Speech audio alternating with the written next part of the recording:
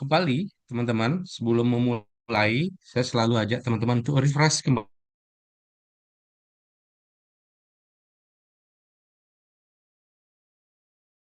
antara business strategy dan human eh, resource strategy. Jadi, kembali lagi kita lihat business strategy itu sebagai referensi dalam penetapan strategi HR. Jadi, pada saat kita bicara menetapkan atau bicara tentang business strategy, eh, di sini sudah ditetapkan arah tentang organisasi, arah perusahaan mau tumbuh di mana, bagaimana strategi bersaing, dan apa yang keunggulan bersaing yang ingin dibangun untuk memenangkan kompetisi. Nah, ini kita udah diskusikan ya.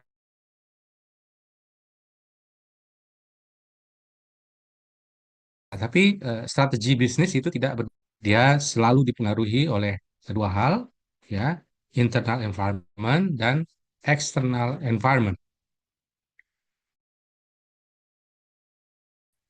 Internal environment, kita bicara tentang faktor-faktor yang menjadi kekuatan internal organisasi, ya, bisa berupa culture perusahaan, bisa berupa struktur organisasi, atau kompetensi SDM yang ada di dalam organisasi perusahaan. Nah, ini menjadi faktor ya, akan nanti menetapkan strategi. Faktor-faktor eksternal, ya, ini juga bisa menjadi faktor yang dipertimbangkan sebagai peluang atau ancaman yang perlu diantisipasi oleh perusahaan. Bisa berupa persaingan industri atau landscape,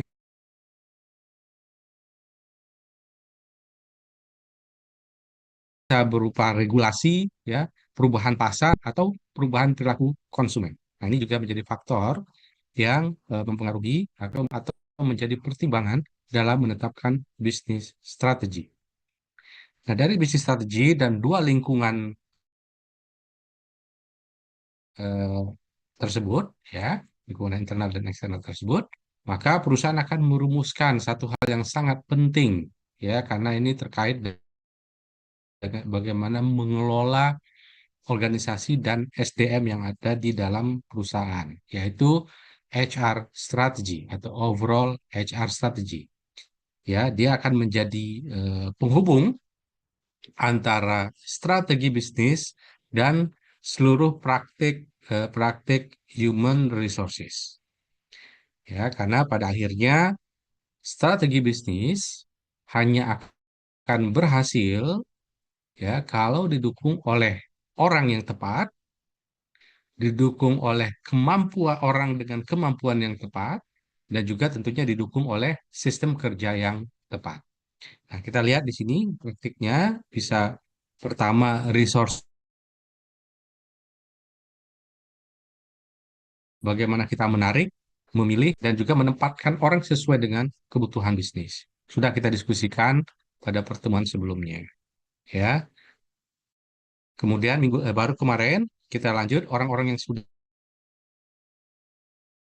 kita track, orang kita sudah hire, kita harus pastikan mereka memiliki kompetensi dan karakter sesuai dengan kebutuhan bisnis perusahaan. Melalui apa? Human Resources Development Strategy atau terminologi yang kemarin kita diskusikan, learning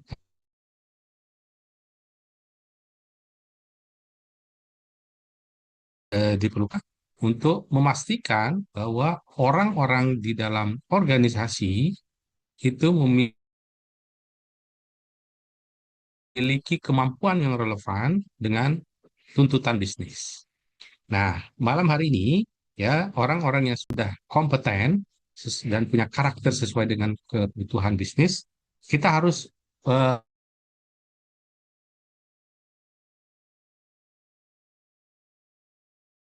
pastikan mereka diukur kontribusinya. Nah, lewat apa? Lewat apa yang kita akan diskusi malam ini, yaitu performance management. Kita akan diskusikan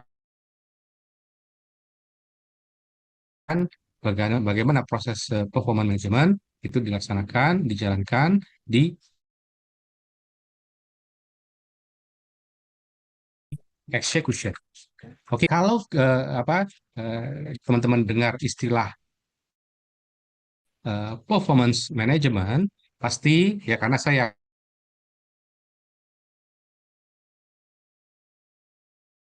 Nah, cuma memang masih berkembang apa dinamika ya pada saat orang bicara tentang performance management yang ada di benak kita, ada di sebagian pemahaman orang-orang atau karyawan, yaitu bicara tentang penilaian kerja di akhir tahun. Bagaimana menilai kinerja di akhir tahun, merating kinerja akhir tahun. Nah, seolah-olah itu adalah ritual atau rutin-rutin yang dilakukan di akhir tahun. Ya. Nah, padahal yang namanya performance management itu sebetulnya sebuah proses, sebuah siklus. Nah, ini sebelum kita diskusikan lebih dalam seperti apa prosesnya, ya, kita coba lihat definisi dari performance management. Armstrong itu menjelaskan bahwa performance management adalah a systematic process, ya. Artinya ini bukan kegiatan yang sekali dilakukan, gitu ya, bukan kegiatan yang proses yang terstruktur, berulang dan juga dirancang secara sadar, gitu. Nah, tujuannya apa? Tujuannya adalah untuk meningkatkan kinerja organisasi, ya. Nah, melalui apa? Ya, meningkatkan kinerja organisasi melalui apa? Melalui pengembangan kinerja individu dan tim, ya, developing the performance of individual and team. Nah, jadi fokusnya jelas, ya, ya. Ketika individu berkembang, ya, individu karyawan berkembang, maka tim akan berkembang. Nah, ketika tim berkembang, maka organisasi pun akan bergerak menuju tujuannya. Ya, itu sequence-nya. Nah, kemudian definisi dari Michael Armstrong ini diperkuat oleh Weiss and Hartle. Ya, dia mengatakan bahwa performance management adalah sebuah proses untuk membangun pemahaman bersama. Ya, a process for establishing shared understanding. Tentang apa? Ya, pemahaman bersama tentang apa? Apa yang harus dicapai, what is to be achieved, apa yang harus dicapai, ya, dan juga bicara tentang bagaimana cara mencapainya. Jadi sekali lagi, menurut Weiss dan Hartel, ya, performance management adalah sebuah proses untuk membangun pemahaman bersama, share understanding tentang apa yang harus dicapai, ya, what is to be achieved, dan bagaimana cara mencapainya, ya, apa, how it is to be achieved, gitu. Nah, ini penting karena seringkali organisasi atau perusahaan itu gagal bukan karena orang tidak kompeten, gitu, tapi karena mereka tidak punya kejelasan arah atau tentang arah organisasi dan juga ekspektasi kepada mereka. Nah, dari definisi ini eh, kita diingatkan bahwa eh, performance management adalah tentang managing people sebetulnya, ya, bukan mengontrol orang, tapi membantu mereka untuk atau memfasilitasi mereka supaya berhasil, supaya bisa mencapai target-target yang ditetapkan kepada mereka. Jadi eh, apa performance management bertujuan untuk meningkatkan peluang keberhasilan mereka melalui arahan, dukungan dan juga pengembangan mereka.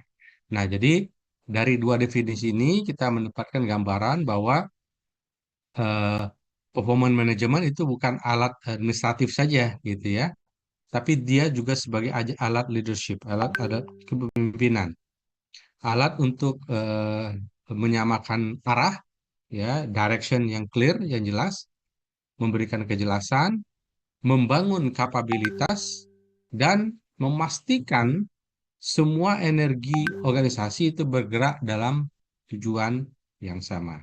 Nah, kita akan lihat bagaimana proses performance management itu dilakukan.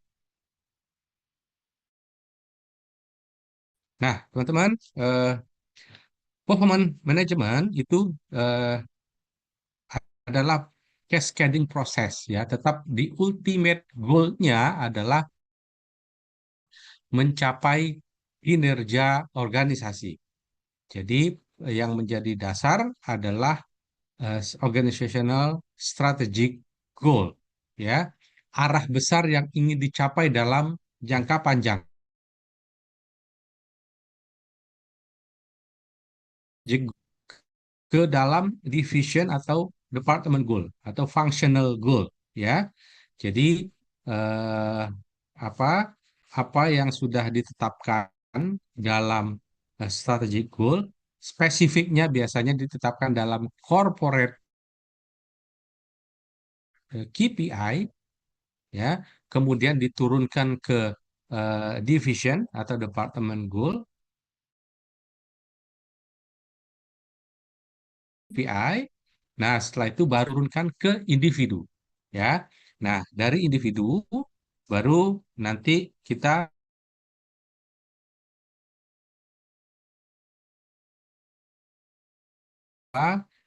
kinerja individu diukur dengan jelas. Nah, apa saja yang diukur kinerja dari sisi kinerja individu?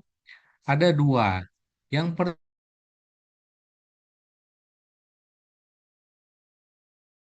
ya, dari kinerja individu adalah yang related dengan pekerjaan, key result indicator, ya, related dengan pekerjaannya, itu yang sudah ditetapkan di dalam job description-nya, ya. Ini biasanya ditetapkan dalam bentuk KPI atau key performance indicator terkait output pekerjaan. Itu yang pertama, itu parameter pertama yang dinilai. Yang kedua, diukur juga adalah eh, bagaimana dia mencapai kinerja tadi. Bagaimana dia mewujud individu yang ditetapkan kepada dia. Nah, ini kita sebut sebagai proses atau kompetensi. Jadi, ada dua parameter yang diukur. Pertama, KPI. Yang kedua, kompetensi. Kompetensi ini bicara tentang how to-nya, ya, bagaimana. Jadi, perilaku-perilaku atau eh, apa keahlian-keahlian tertentu yang harus dimiliki, yang ditunjukkan oleh setiap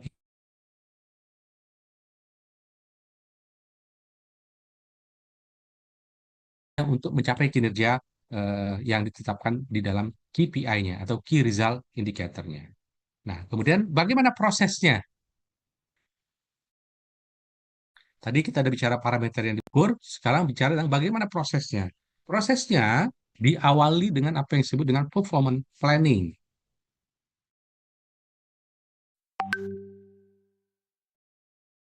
Setiap awal tahun, mempertimbangkan corporate KPI dan functional KPI, maka tetapkanlah apa target-target individu atau yang kita sebut dengan individual objective setting. Nah, dasarnya tadi functional KPI dan juga, ya, tugas dan tanggung jawab yang ditetapkan di dalam job description-nya.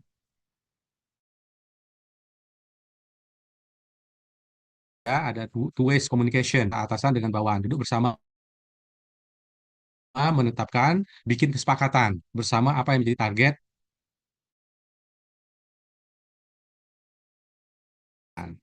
Nah, ini akan jadi apa yang disusun dalam performance plan ini akan menjadi performance contract gitu ya antara karyawan dengan atasannya.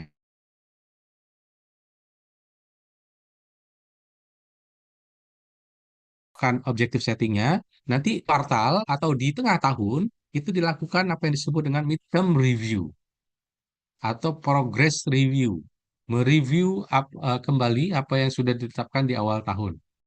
Jadi ini juga bisa eh, eh, berupa progress atau juga bisa merevisit apakah target-target. Nah, diperhatikan juga kondisi aktual perusahaan, kondisi aktual organisasi, atau termasuk faktor-faktor eksternal berpengaruh signifikan, maka objektif setting tadi bisa jadi direvisi, ya, asal ada kesepakatan dengan atasan, ya, ada kesepakatan dengan karyawan dengan atasannya. Nah, kemudian eh, setelah midterm review, nanti baru akhir tahun dilakukanlah yang disebut dengan year end review atau performance appraisal atau performance review. Nah, jadi performance review atau performance appraisal itu bagian akhir dari proses, ya, yang diawali dari performance planning dan juga midterm review. Bukan ujung-ujung aja di akhir tahun kita performance appraisal atau performance review, ya. Hasil dari year end review atau performance review nanti akan menentukan, akan berimplikasi kepada eh, yang akan kita diskusikan minggu depan tentang reward, ya, akan berimplikasi kepada reward and punishment. Kalau bisa karyawan bisa mencapai target sesuai dengan yang potensi untuk mendapatkan reward. Tapi kalau nggak capai target, ya, dia akan eh, apa memperoleh punishment dalam tanda kutip gitu, ya, sebagai bentuk fair dan juga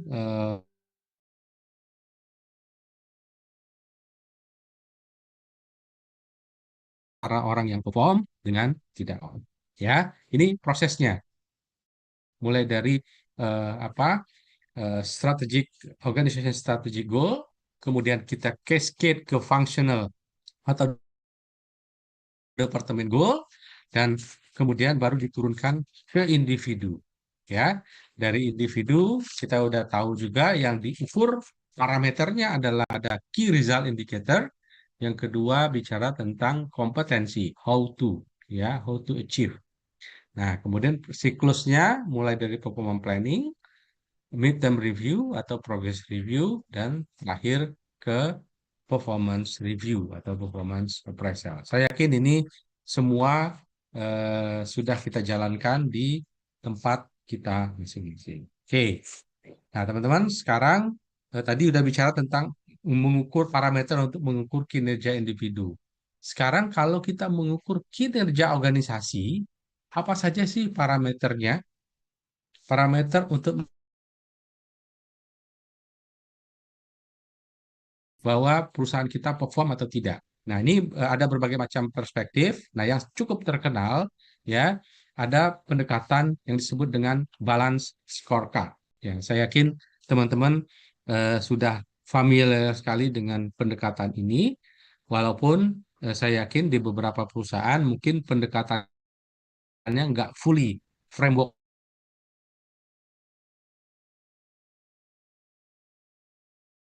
diadopsi gitu, ya.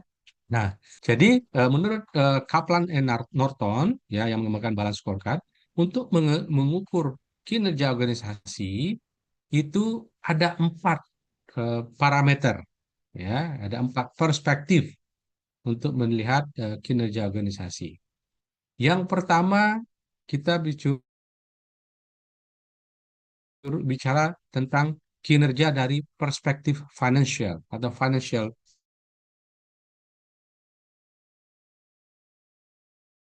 Apa pertanyaannya adalah to succeed financially, how should we appear to our shareholder? Jadi di sini perusahaan menetapkan parameter,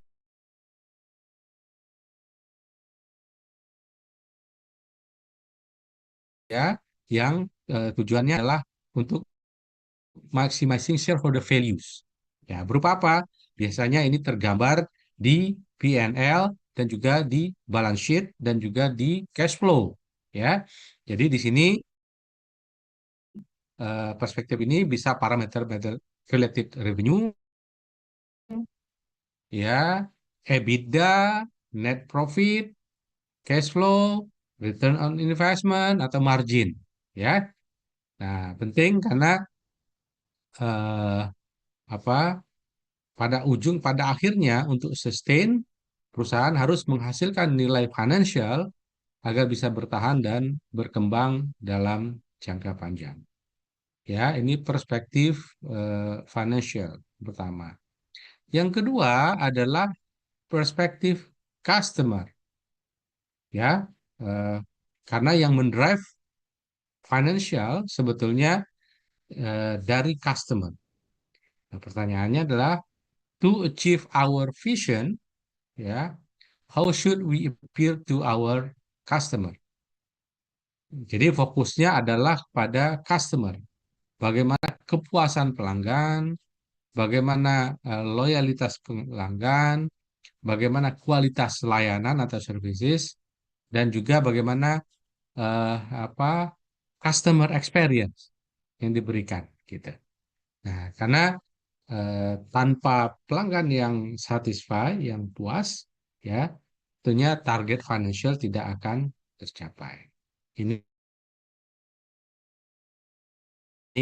parameter ini ya, ukur bagaimana diukur eh, tingkat kepuasan customer, bagaimana engagement customer, bagaimana kualitas layanan, ya, bagaimana customer experience diberikan dan sebagainya. Itu parameter-parameter untuk mengukur kinerja perusahaan dari perspektif customer. Kemudian kinerja perusahaan juga bisa diukur dari bisnis proses, internal bisnis proses. Ya, eh, pertanyaannya to satisfy our shareholder and customer, what business process must we excel at? Dalam artian kita melihat bagaimana perusahaan melihat proses-proses utama, bisnis prosesnya, misalnya dari proses produksi, dari distribusi, inovasi produk, services, hingga ke layanan operasional atau efisiensi operasional. Jadi perspektif ini sangat penting karena eh, hasil yang baik itu selalu dimulai dari proses yang baik, ya, akan menghasilkan produk yang baik yang akan meningkatkan apa kepuasan konsumen, ya, apabila kita punya produk atau yang dikelola lewat proses yang baik. Nah, yang keempat adalah kinerja perusahaan diukur dari learning and grow, ya. Praktis perspektif ini bicara tentang eh, apa learning and people, gitu ya, bicara tentang eh, untuk menjawab pertanyaan to achieve our vision, how will we sustain our ability to change and improve. Bicara tentang kemampuan organisasi untuk berkembang, ya, melalui tiga hal. Pertama, kapabilitas SDM, berikutnya dinilai juga sistem informasi dan teknologi, dan juga culture, ya. Jadi ini eh, juga menjadi parameter untuk mengukur kinerja perusahaan. Karena tanpa pertumbuhan dan pembelajaran, organisasi pasti akan tertinggal, ya, meskipun ya dia harus bisa beradaptasi dengan baik, dengan cepat gitu ya, harus agile organisasinya. Dan orang-orangnya harus punya capability yang sesuai dengan strategi bisnisnya.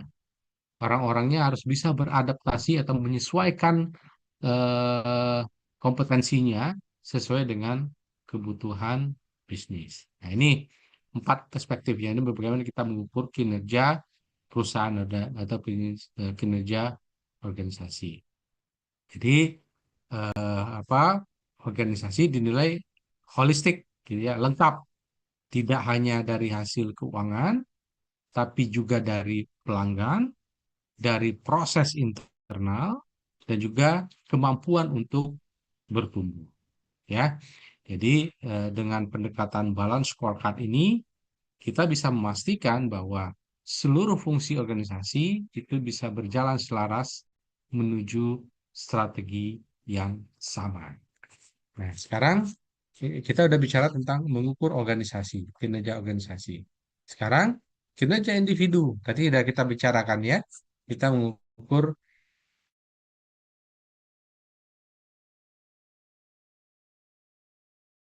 which is ini berupa KPI yang kan baik kualitatif maupun kuantitatif dan juga diukur how to-nya, bagaimananya, which is ini proses atau kompetensi.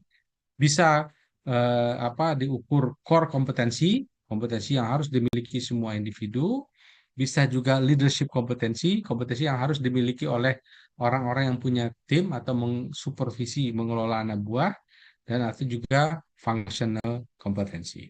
Ya, ini sudah kita bahas tadi. Nah, kemudian sekarang saya ajak juga teman-teman, tadi kita udah ngomongin balance scorecard. Ada juga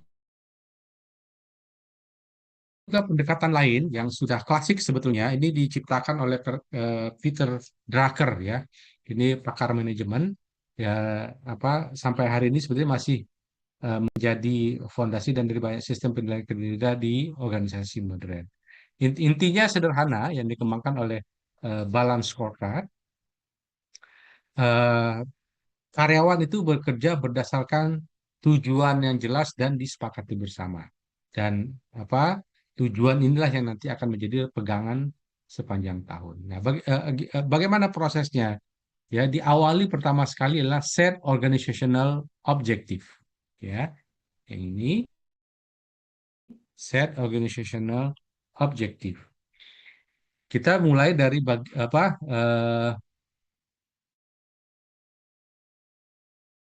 strategisnya. Nah, tanpa tujuan yang jelas, tingkat organisasi atau perusahaan, sulit itu bagi divisi atau fungsional maupun individu untuk tahu apa yang harus dicapai. Ya, ini sama dengan konsep yang tadi kita awali di awal ya. Yang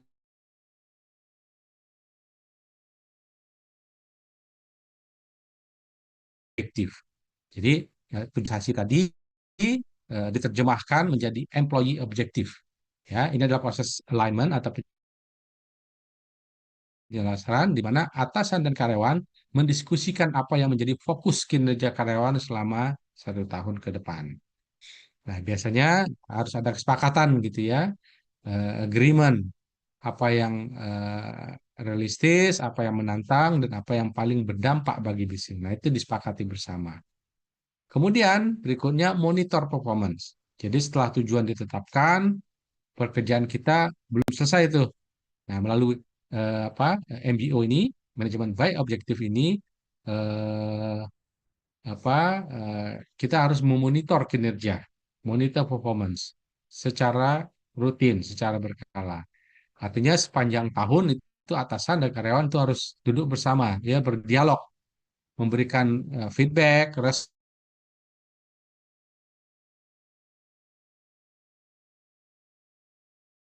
melakukan review, penyesuaian apabila diperlukan. Sampaikan tadi. Kemudian employee performance, ya eh, pada akhir tahun kita melakukan evaluasi kinerja, evaluate performance. Nah, dari sini akan akan dilihat ya dasarnya adalah apa yang sudah dicapai, apa yang belum, faktor apa yang mempengaruhi dan bagaimana kompetensi seseorang itu terlihat dalam proses untuk mencapai tujuan. Nah, terakhir apa reward employee ya, reward. Jadi setelah evaluasi performance ya kita apa digunakan untuk reward employee. Reward itu tidak selalu berupa uang atau berupa apa ya, bonus misalnya, tapi bisa juga berupa rewardnya berupa pengembangan karir, biasa juga promosi atau berupa bentuk-bentuk pengakuan lain atau recognizing lainnya. Ya, jadi MBO itu sebuah siklus ya sama seperti tadi ya framework yang kita diskusikan di awal. Jadi dia bukan event ya. Jadi merupakan siklus bukan kegiatan rutin tahunan tapi sebuah proses yang dimulai dari tujuan, dijalankan dengan monitoring, dan ditutup dengan evaluasi dan reward, ya. Nah, kemudian nanti kembali lagi menjadi dasar untuk perencanaan di tahun berikutnya. Jadi dengan pendekatan ini, setiap karyawan tahu apa yang harus dicapai, bagaimana mencapainya, dan mereka menjadi eh, apa eh, dia punya ownership gitu ya, menjadi bagian dari kesuksesan organisasi. Ini approach MBO, Management by Objective, ya. Nah, teman-teman, sekarang kita bicara bahwa penilaian kinerja itu bukan domain, bukan bukan ingat ya, integrasi antara tiga aktor utama yang kita udah diskusikan di awal. Nah, proses penilaian kinerja juga harus ada integrasi tiga aktor utama. Ya, pertama dari sisi top management, mereka harus ada komitmen, ada involvement dalam penetapan direction misalnya, harus ada leadership yang menunjukkan menjadi role model. Nah, kemudian dari lini manajemen, ya ini peran mereka nih, ya, karena tugas dari penilaian kinerja itu adalah tugas dari manajer atau atasannya, ya. Dan HR itu berperan dalam memfasilitasi, menyediakan tool, memfasilitasi prosesnya, gitu. Tapi yang melakukan adalah eh, tetap lini manajemen. Nah, kita coba lihat di sini ya, apa yang menjadi peran dari manajer dalam proses penilaian kerja, dan juga apa peran dari karyawan. Peran dari manajer dalam proses penilaian kinerja pertama adalah dia manajer.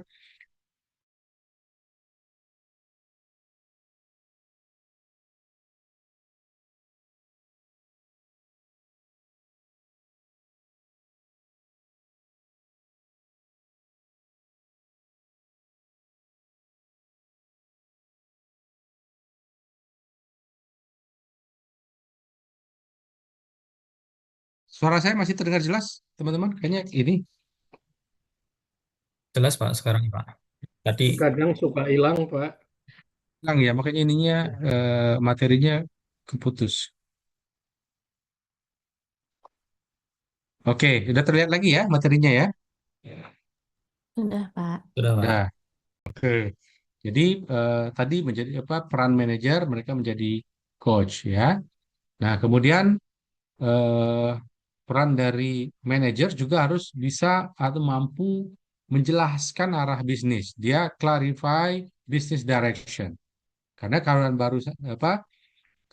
tuh baru bisa bekerja efektif kalau mereka tahu konteks besar yang ingin dicapai perusahaan. Nah, di sini peran manajer untuk bisa mengkomunikasikan dengan baik. Kemudian peran dari manajer berikutnya adalah dia memprovide resources, menyediakan resource, ya, baik berupa alat kerja, akses maupun support, dukungan, ya. Nah, yang tak kalah pentingnya adalah identify obstacle. Dia harus menghilangkan hambatan. Kadang-kadang karyawan sudah berusaha, tapi ada hambatan organisasi yang perlu dibantu oleh atasan. Nah, kemudian apa peran dari karyawan? Ya, sebagai karyawan, eh, kalau tadi ini manajer dia share accountability, karyawan pun juga begitu, ya. Dia harus memiliki share accountability. Karyawan bukan hanya sebagai objek yang dinilai, ya, tapi mereka adalah subjek yang aktif dalam proses penilaian kinerja.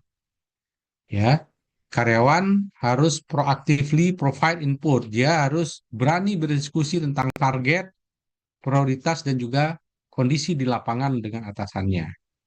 Ya, kemudian karyawan juga harus melakukan continuous self assessment. Mereka secara rutin harus mengevaluasi apakah mereka sudah on track, gitu ya, sesuai dengan objektif settingnya, apakah ada gap, dan apa yang bisa diperbaiki. Nah, yang paling penting ini ya, bahwa proses penilaian kinerja karyawan harus take personal ownership untuk pengembangan mereka. Jadi pengembangan karyawan itu bukan hanya tanggung jawab organisasi, tapi juga merupakan komitmen pribadi atau individu karyawan. Ya, nah jadi slide ini menegaskan bahwa kesuksesan performance management itu terjadi ketika dua pihak itu bekerja bersama. Manajer itu memberikan arah, memberikan dukungan dan coaching gitu ya. Sementara employee itu menunjukkan inisiatif, menunjukkan komitmen dan juga ownership atau tanggung jawab pribadi. Nah, jadi eh, performance itu adalah eh, partnership atau kemitraan ya. Nah, dengan pemahaman ini kita akan semakin mudah melihat bahwa konsep-konsep performance management itu diterapkan dalam praktik itu eh, apa untuk eh, bisa memastikan bahwa objektif organisasi dan juga objektif fungsional itu diturunkan ke individu. Dan di sini harus menjadi ownership bersama, harus menjadi share accountability antara karyawan dengan atasannya. Oke, sementara sampai di situ ya pengantar dari saya, kita akan lanjutkan lebih dalam, lebih detail tentang proses penilaian kinerja. Kita akan difasilitasi oleh teman-teman kelompok 3. Silakan teman-teman.